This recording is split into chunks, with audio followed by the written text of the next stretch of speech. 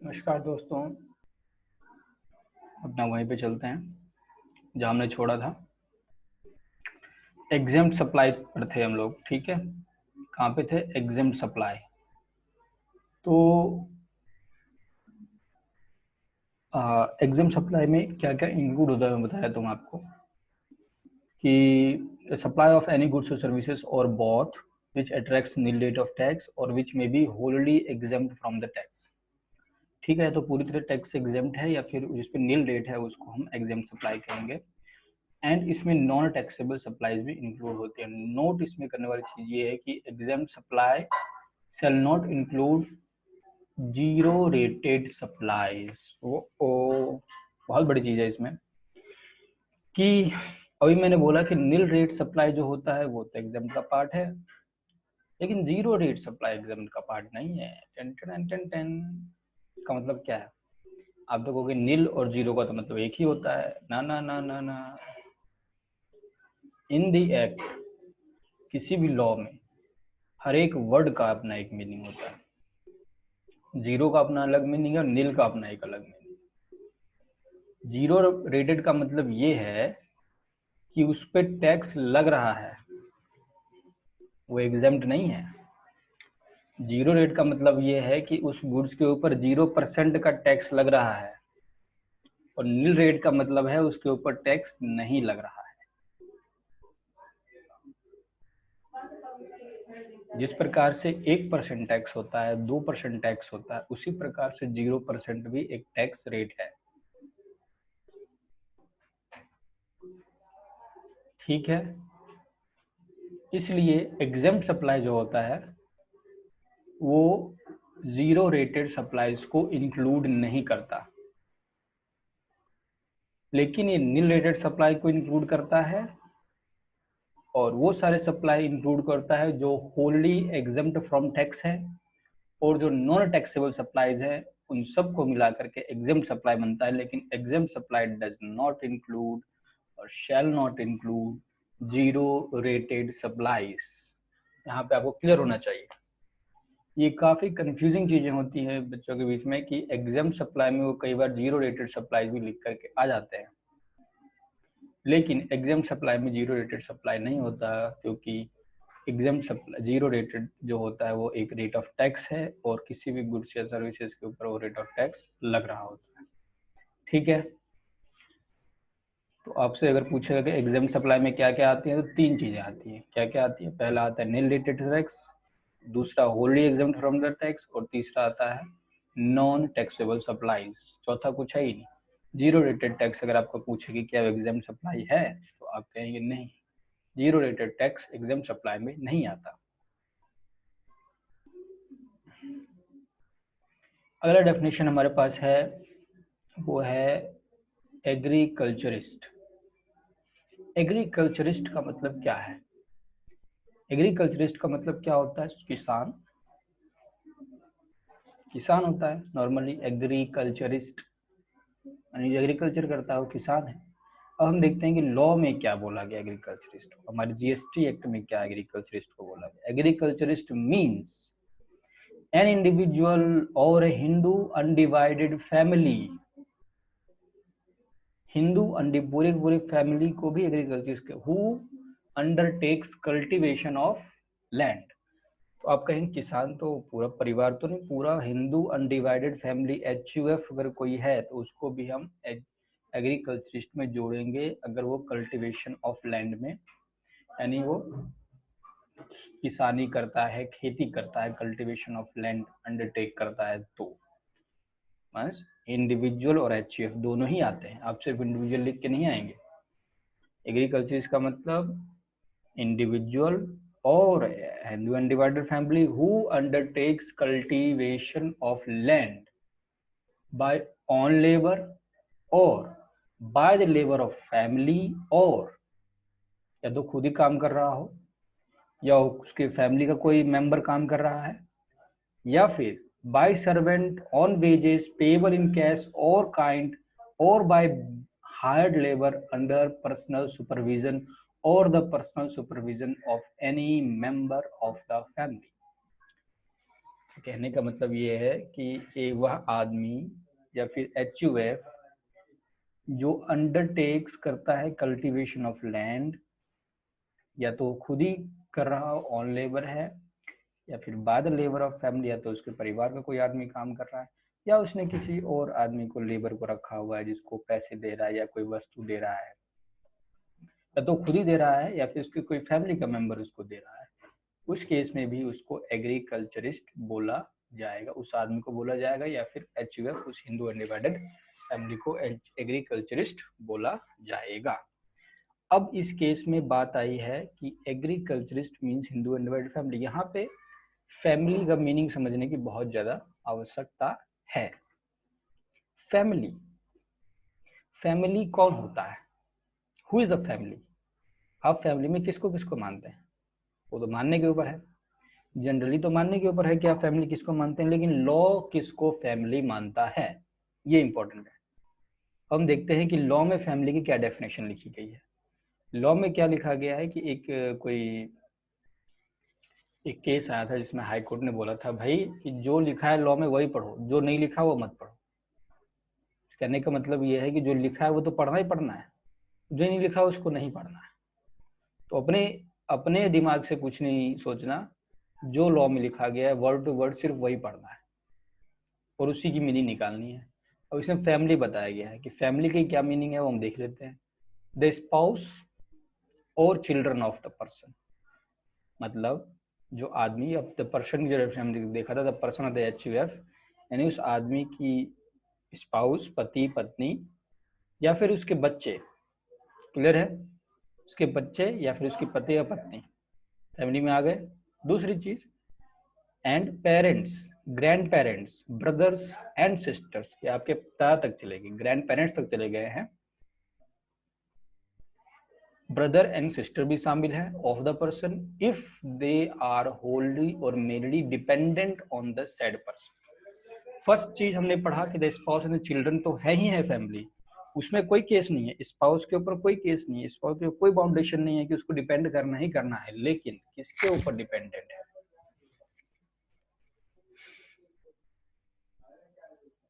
Parents, grand parents, brother या sister, अगर and sisters अगर वो उसके ऊपर होलली या फिर मेनली डिपेंडेंट रहते हैं, पार्टली तो कोई बात नहीं है, मेनली अगर उन्हीं के उसी के ऊपर डिपेंडेंट रहते हैं तो इन सबको भी फैमिली में जोड़ा जाएगा।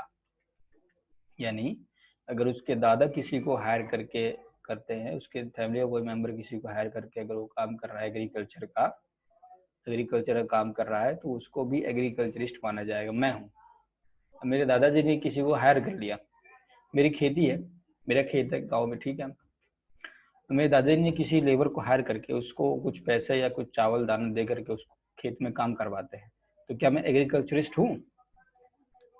इसमें हमें दो चीज देखनी पड़ेगी, क्या मेरे दादाजी मेरी फैमिली हैं कि नहीं है? क्या मेरे दादाजी मेरी फैमिली हैं? सबसे पहले तो क्या मैं इंडिविजुअल हूँ या HUF फैमिली? इंडिविजुअल हूँ, ठीक है। अब क्या मेरे दादाजी मेरी फैमिली है? मेरे दादाजी को मेरी फैमिली होने के लिए उनको मेरे पे डिपेंडेंट रहना पड़ेगा, होली या फिर मेनली मेरे पे डिपेंडेंट रहना पड़ेगा, तो इस केस में वो मेरे पे डिपेंडेंट नहीं है, देन इस केस में मैं एग्रीकल्चरिस्ट नहीं हूँ। लेकिन अगर इसी केस में अगर मेरे दादाजी मेरे पे डिपेंडेंट रहते तो मैं एग्रीकल्चरिस्ट होता और उस एग्रीकल्चर का इनकम मेरे इनकम में जोड़ा जाता for the calculation of tax. Agriculture का इनकम टैक्स से एक्सक्लूड रहता है, लेकिन टैक्स रेट को कैलकुलेट करने के लिए उसकी जरूरत पड़ती है। आठवां चीज हम पढ़ेंगे, ऑथराइज्ड बैंक्स क्या क्या है। शैल मीन अ बैंक और a branch of bank authorized by the government to collect the tax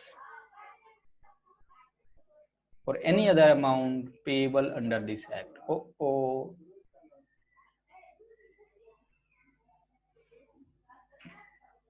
main points मैं आपको बता देता हूँ। इसमें पहली चीज पॉइंट आई कि मीन्स बैंक और द ब्रांच ऑफ बैंक, यानी बैंक या फिर उसका कोई branch of bank. Authorised by the government, अगर उसको गवर्नमेंट ने ऑथराइज किया है, अगर उसको गवर्नमेंट ने ऑथराइज किया है उस बैंक को या फिर उसके किसी ब्रांच को, ऑथराइज किया है, किस चीज के लिए ऑथराइज किया? ऑथराइज किया है टू कलेक्ट द टैक्स। इसको किस चीज ऑथराइज किया गया? टू कलेक्ट द टैक्स और any other amount payable under this act. इस एक्ट में कोई और अमाउंट अगर पेएबल है तो उसके लिए उस बैंक को या उसके ब्रांच को अगर ऑथराइज किया गया है बाय द गवर्नमेंट, तो उस बैंक या फिर उस बैंक के ब्रांच को ऑथराइज्ड बैंक कहा जाएगा। ऑथराइज्ड बैंक वो बैंक है या फिर ब्रांच ऑफ बैंक है जिसको गवर्नमेंट ने ऑथराइज किया है, किसी और आदमी पर्सन ने ऑथराइज नहीं किया, गवर्नमेंट ने ऑथराइज किया। किस चीज को ऑथराइज किया? To collect the tax under this act. या फिर टैक्स को छोड़कर कोई भी और अमाउंट अगर इस एक्ट के अंदर कलेक्ट करने पेएबल है, any other amount payable under this act payable है, तो उसको कलेक्ट करने के लिए भी वो ऑथराइज किया गया है। तो इस सभी तरह के बैंकों को ऑथराइज्ड बैंक कहा जाता है। Role of authorised bank. Authorised bank का रोल क्या है? वही मैं बताया कि कलेक्ट ऑफ द टैक्स और any other amount payable under this act, ये रूल होता है। अब देखते हैं the taxable person. Role of authorised bank में हम देखते हैं the taxable person required to pay tax on supplies made by him और on inward supplies fall under RCM, reverse charge mechanism. For making payment of GST, the person need to create challan for the GST portal. GST portal से उसको चालान create करना पड़ता है payment करने के लिए। या उसने कोई सप्लाई किया है ना, तो उसके ऊपर टैक्स पेमेंट करना है इसको। या फिर एक RCM है, reverse charge mechanism. Reverse charge mechanism क्या होता है कि कुछ इस तरह की सप्लाईज होती हैं जिसमें कि जो सप्लायर है उसको गवर्नमेंट को टैक्स पेमेंट करने की लायबिलिटी नहीं है। सप्लायर के ऊपर ये लायबिलिटी नहीं है कि वो गवर्नमेंट को टैक्स पे करे। ये लायबिलिटी रेसिपिएंट के ऊपर है। जो सर्विस रिसीव कर रहा है, जो अमाउंट पेमेंट कर रहा है, उसी के ऊपर ये लायबिलिटी होती है कि वो टैक्स उस सप्लायर को ना पे करके वो डायरेक्ट गवर्नमेंट को पेमेंट कर दे। तो उसको हम कहते हैं रिवर्स चार्ज मैकेनिज्म। इसमें कुछ बिजनेसेस है जिसके ऊपर RCM लागू है, जिसके ऊपर RCM लगता है, रिवर्स चार्ज मैकेनिज्म लगता है। इसमें रेसिपिएंट ही को टैक्स पेमेंट करना पड़ता है, गवर्नमेंट को टैक्स पेमेंट करना पड़ता है, डायरेक्ट गवर्नमेंट को टैक्स पेमेंट करना पड़ता है, सप्लायर को ना पेमेंट करके। आपने पहले पढ़ा कि जो भी जो सप्लायर होता है वो टैक्स कलेक्ट करता है अपने जो रेसिपिएंट है, लेकिन यहाँ रेसिपिएंट सप्लायर को टैक्स ना दे करके डायरेक्ट गवर्नमेंट को टैक्स दे देता है। तो उसमें हम कहते हैं, उसको हम कहते हैं रिवर्स चार्ज मैकेनिज्म। अब इस दोनों केस में या तो रिवर्स चार्ज मैकेनिज्म में किसी इनवर्ट सप्लाईज के ऊपर या फिर आउटवर्ड सप्लाईज के ऊपर जो टैक्स पेमेंट करना है, उसके लिए टैक्सेबल पर्सन जो होता है उसको क्या क्या करना पड़ता है? GST पोर्टल पर जाकर सबसे पहले चालान बनाना पड़ता है, उसको चालान बनाएगा। फिर after that amount mentioned in चालान need to deposit in authorised bank. और ये हमने पढ़ा ऑथराइज्ड बैंक क्या होता है। In the authorised bank and such authorised bank integrated with GST portal GSTN। ठीक है, वो इंटीग्रेटेड होता है GST पोर्टल के साथ। For above GSTN and bank are tie up to authorized bank, it will be updated in the e-cash ledger of at GST portal. Date of credit in authorized bank will be the date of deposit in e-cash ledger. तो authorise bank का role क्या होता है? Authorise bank का role ये होता है कि वो GST पोर्टल पे जाकर के, GSTN पे जाकर के वो उसके ई-कैश लेजर में उसको पेमेंट कर दे। ठीक है, टैक्सेबल पर्सन ऑथराइज्ड बैंक, सबसे पहले तो ऑथराइज्ड बैंक गवर्नमेंट की तरफ ऑथराइज किया जाता है टू कलेक्ट द टैक्स और any other amount payable under this act. उसका रूल ये है कि जब कोई टैक्सेबल पर्सन आपका चालान लेकर के, अपना चालान लेकर के आपके पास जमा करने आए, तो आप क्या करेंगे कि आप GSTN पोर्टल के साथ अपना टाई अप तो हो ही रखा है ऑथराइज्ड बैंक का। तो जब टाई अप हो रखा है तो डायरेक्ट क्या करता है, वो पेमेंट जा करके उसके ई-कैश लेजर में जमा कर देता है। जब वो उसके ई-कैश लेजर में जमा कर देता है तो फिर उसके बाद वो अपने GSTN पोर्टल पे जाकर टैक्सेबल पर्सन जो होता है वो अपना टैक्स पेमेंट कर सकता है, उसे सेटल कर सकता है। ठीक है, सिंपल है। नोट इसमें ये है कि date of credit in authorised bank will be the date of deposit in the e cash ledger. जिस दिन ऑथराइज्ड बैंक के अंदर आपको क्रेडिट करेंगे अमाउंट, उसी दिन ई-कैश लेजर का भी अमाउंट माना जाएगा।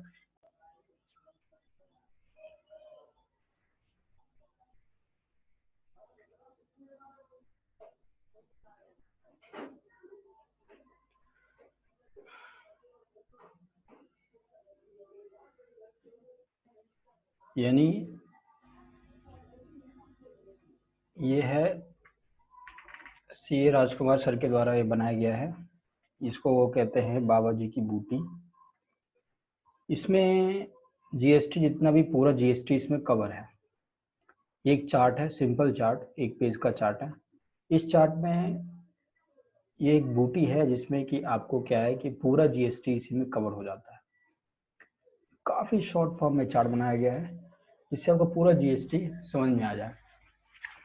सर्वप्रथम तो किसी चीज के ऊपर जीएसटी जो लगेगी, अगर उसके ऊपर जीएसटी लगनी है तो उसको 5 पॉइंट्स क्लियर करने पड़ेंगे, 5 गेट से निकलना पड़ेगा बाहर उसको। 5 गेट्स बनाए गए हैं, जिस 5 अगर गेट से, जिस प्रकार से हमारा शरीर 5 मूलभूत तत्वों से बना हुआ है, उसी प्रकार जीएसटी भी जिस किसी पे लगना है तो वो भी 5 उसको ही 5 मूलभूत तत्वों से ही बना हुआ है। 5 गेट से निकलता हुआ अगर वो आ जाता है तब हम उसके ऊपर जीएसटी लगाएंगे, अदरवाइज उस पर जीएसटी नहीं लगेगा। अगर वो किसी भी एक गेट से बाहर निकल जाए तो फिर उसके ऊपर जीएसटी एप्लीकेबल नहीं होगा। तो इस श्रृंखला में सबसे पहले जो हमारा गेट है वो गेट नंबर है 1। गेट नंबर 1 है। गेट नंबर 1 में सबसे पहले बोला गया है कि ये अगर किसी के ऊपर लगाना है, किसी चीज पे अगर जीएसटी लगानी है तो उसमें या तो उसको गुड्स होना चाहिए या सर्विसेज होनी चाहिए। या तो उसको गुड्स होना चाहिए या क्या होना चाहिए, सर्विसेज होना चाहिए। अगर वो गुड्स या फिर सर्विसेज नहीं है तो उसके ऊपर जीएसटी नहीं लगेगी, पहले गेट से बाहर हो जाएगी। अगर कोई ऐसी चीज है, अगर कोई ऐसी वस्तु है या कोई ऐसा सर्विस है या ऐसी कोई भी चीज है जो ना तो गुड्स है ना ही सर्विस है, तो उसको पहले गेट से बाहर कर देंगे। उसको कहेंगे भाई तुम्हारे ऊपर जीएसटी नहीं लगेगा। तो सबसे पहला कंडीशन ये है जीएसटी लगाने का कि वो गुड्स या फिर सर्विस होना चाहिए। अगर वो गुड्स या सर्विस नहीं है तो उसको हम पहले गेट से ही बाहर कर देंगे, कहीं जाओ। अगर मान लेते हैं वो गुड्स एंड सर्विस है तो वो दूसरे गेट पे आएगा। दूसरे गेट पे उसकी जांच होगी कि क्या वो सप्लाई है, क्या सिर्फ गुड्स एंड सर्विस हो जाने जीएसटी लग जाएगा, नहीं, उसकी सप्लाई होनी काफी इंपॉर्टेंट है। अगर उस गुड्स एंड सर्विसेज का सप्लाई हो रहा है तो उसके ऊपर जीएसटी लगेगा। अगर उसके ऊपर सप्लाई नहीं हो रहा है तो जीएसटी नहीं लगेगा। ठीक है, ये सारे डेफिनेशन हम आगे आने वाले वक्त में पढ़ेंगे, लेकिन हम पहले आपको गेट्स बता दो, एक ओवरव्यू दे देता हूं मैं आपको चार्ट का। गेट नंबर 1 में गुड्स एंड सर्विसेज होना चाहिए। अगर वो गुड्स एंड सर्विसेज नहीं है तो गेट नंबर 1 से बाहर, यानी जीएसटी नहीं लगेगा। दूसरा कंडीशन उसको पूरा करना पड़ेगा। गेट नंबर 2 में आता है अगर गुड्स एंड सर्विसेज है तो उसको सप्लाई होना पड़ेगा। गुड्स एंड सर्विसेज का जब तक सप्लाई नहीं होगा तब तक उसके ऊपर जीएसटी नहीं लगेगा। अगर गुड्स एंड सर्विसेज ऐसे ऐसे रखे हुए हैं तो उसके ऊपर जीएसटी नहीं लगेगा, और जीएसटी लगने के लिए उसको सप्लाई होना जरूरी है, जो हम सप्लाई की डेफिनेशन आगे पढ़ेंगे। अगर मान लीजिए सप्लाई भी है, ये सप्लाई होने के बाद अगर ये सप्लाई है तो सप्लाई किस तरह का है, ये क्या इंटर स्टेट सप्लाई है, इंट्रा स्टेट सप्लाई है? अगर ये सप्लाई भी है चलो बढ़िया है, जीएसटी लगेगा ही नहीं लगेगा। अगर वो इंटर स्टेट सप्लाई है या फिर इंट्रा स्टेट सप्लाई है तो उसको जीएसटी लगेगा। लेकिन अगर वो इंटरनेशनल सप्लाईज अगर कोई है तो उसके ऊपर जीएसटी नहीं लगेगा। सिंपल।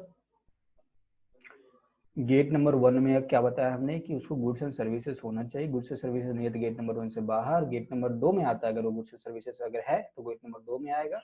गेट नंबर 2 में आने के बाद उसको सप्लाई होना पड़ेगा। सप्लाई है तो ठीक है, अदरवाइज वो गेट नंबर 2 से बाहर, उसके ऊपर जीएसटी नहीं लगेगी गुड्स एंड सर्विसेज के ऊपर। तीसरी चीज इसके ऊपर अगर सप्लाई है भी तो किस तरह की सप्लाई है, इंटर स्टेट सप्लाई है, इंट्रा स्टेट सप्लाई है?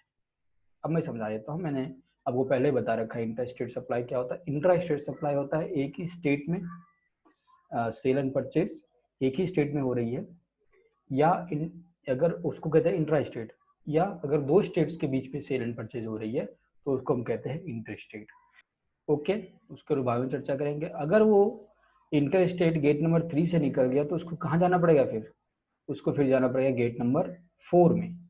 गेट नंबर 4 क्या कहता है, गेट नंबर 3 से अगर वो निकल जाता है, अगर वो इंटर स्टेट या इंट्रा स्टेट सप्लाई है तो ठीक है, बढ़िया है।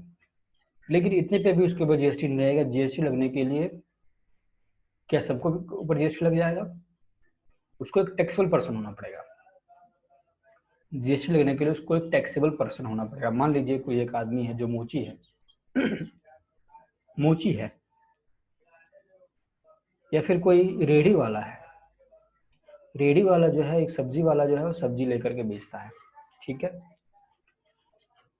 सेब बेचता है मान लीजिए, उसके ऊपर गुड्स एक सब सर्विस कर रहा है, वो गुड्स बेच रहा है, सेब बेच रहा है। क्या वो सप्लाई कर रहा है? जब वो दे रहा है किसी को, तो वो किसी को दे रहा है, इसका मतलब सप्लाई भी कर रहा है, वो सप्लाई भी कर रहा है। क्या वो इंटर स्टेट है या इंट्रा स्टेट है? चूंकि वो सब्जी फल वाला जो होता है वो एक ही स्टेट में, रेडी वाला तो एक ही स्टेट में घूमता है, तो इंट्रा स्टेट ही है, एक ही स्टेट में है दोनों सेलर परचेज करने वाले, यानी सप्लाई भी इंट्रा स्टेट हो रही है। बढ़िया है, ठीक है। लेकिन अब भी एक जो रेडी वाला है, जो सेब बेचता है, केला बेचता है, कुछ भी बेचता है, तो क्या उसकी साल की turnover, aggregate turnover 10 lakh, 20 lakh या 40 लाख है? नहीं है। नहीं तो टैक्सेबल पर्सन नहीं हो, चौथे गेट से वो बाहर हो जाएगा। अगर मान लीजिए कोई एक ऐसा व्यक्ति है जो टैक्सेबल पर्सन भी है, तब भी उसके ऊपर जीएसटी लग जाए, हम कह नहीं सकते। अगर वो चौथे गेट में भी आ जाए तो क्या हम कह देंगे जीएसटी लग गया? क्या वो गुड्स सर्विसेज कर रहा है, सप्लाई भी कर दी उसने, इंट्रा स्टेट या इंटर स्टेट भी है सप्लाई उसकी, और वो टैक्सेबल पर्सन भी है, उसकी 40 लाख इनकम भी है, 40 लाख टर्नओवर भी है उसकी, लेकिन क्या उसको जीएसटी लग जाएगी? ना ना ना ना, तब भी उसके ऊपर जीएसटी नहीं लगेगी। उसको जीएसटी लगने के लिए उसको 5वें गेट में से गुजरना पड़ेगा। 5वां गेट यानी एग्जेम्पशन का गेट। 100% एग्जेम्पशंस होते हैं बहुत सारे गुड्स और सर्विसेज के ऊपर। टोटल गवर्नमेंट्स क्या करती हैं? गवर्नमेंट्स ने 90 प्लस सर्विसेज ऐसी रखी हुई हैं जो कि एग्जम्प्ट में है, माने जिसके ऊपर टैक्स नहीं लगेगा, और 150 ऐसी गुड्स हैं, 150 एंट्रीज ऐसी हैं गुड्स की जिसके ऊपर, जिसको एग्जम्प्ट कर रखा है, जिसके ऊपर टैक्स नहीं लगेगा। यानी वो कुछ ऐसे गुड्स या सर्विसेज दे रहा था जो कि एग्जेम्पशन की लिस्ट में है, तो उसके ऊपर जीएसटी नहीं लगेगा, और वो 5वें गेट से बाहर हो जाएगा, यानी उसको जीएसटी नहीं लगेगा। मान लीजिए वो 5वें गेट से ही बाहर हो जाता है। अब 5 ये मेन चीज है।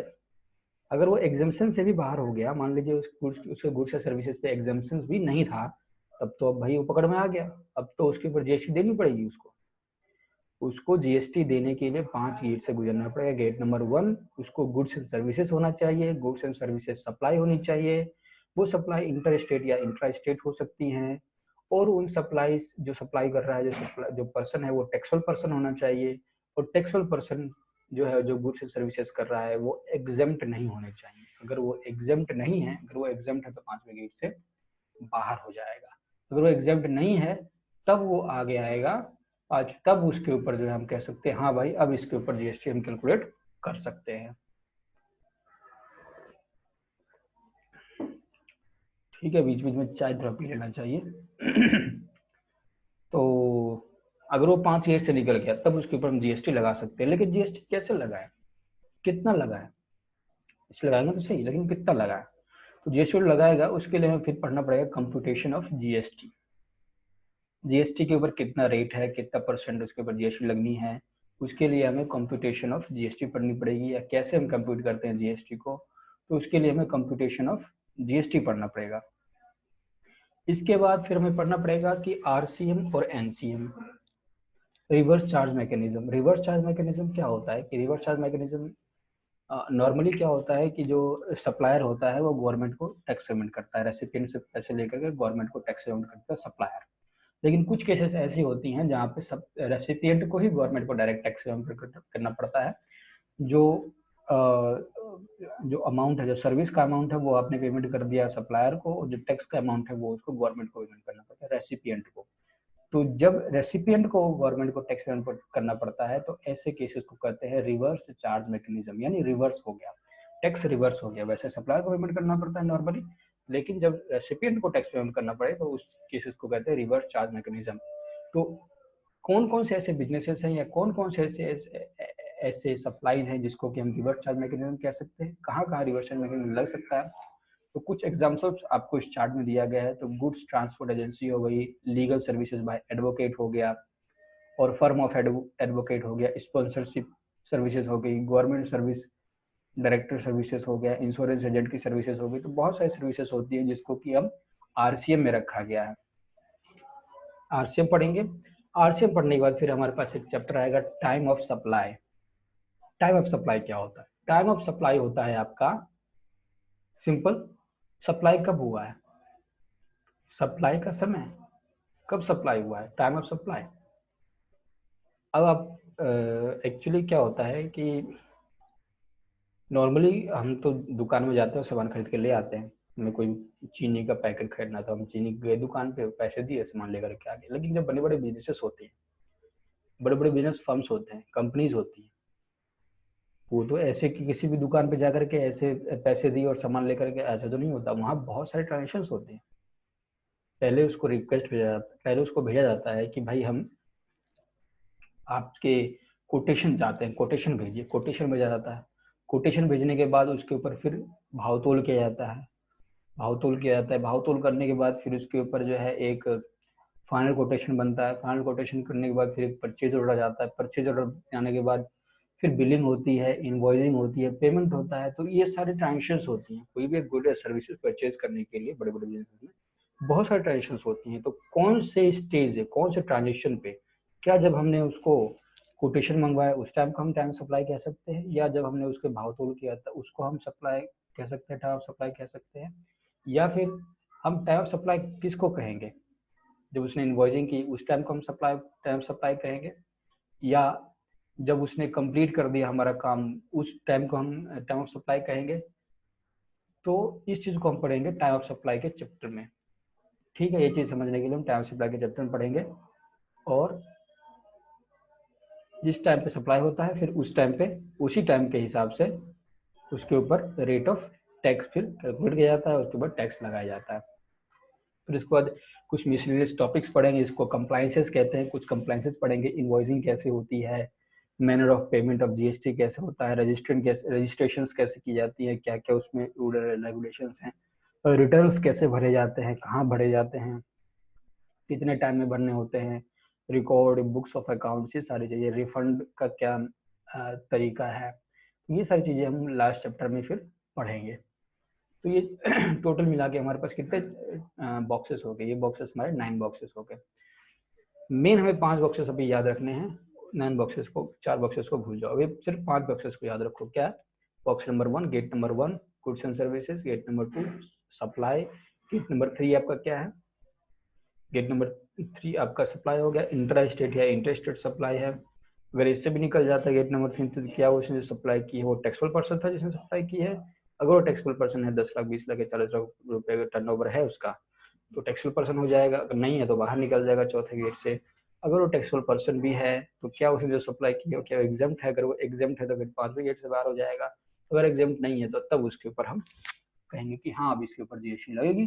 फिर उसके आगे का कंप्यूटेशन होगा, कंप्यूटेशन होने के बाद फिर अपनी जिस पर कंप्यूटेशन होगा आरसीएम वगैरह देखेंगे और बाकी सारी चीज़ें देखेंगे। तो 5 मूल चीज़ें आपको याद रखनी है। इसी 5 मूल चीज़ों को लेकर के भी मैं पूरा चैप्टर आगे बढ़ने वाले हैं। ठीक है।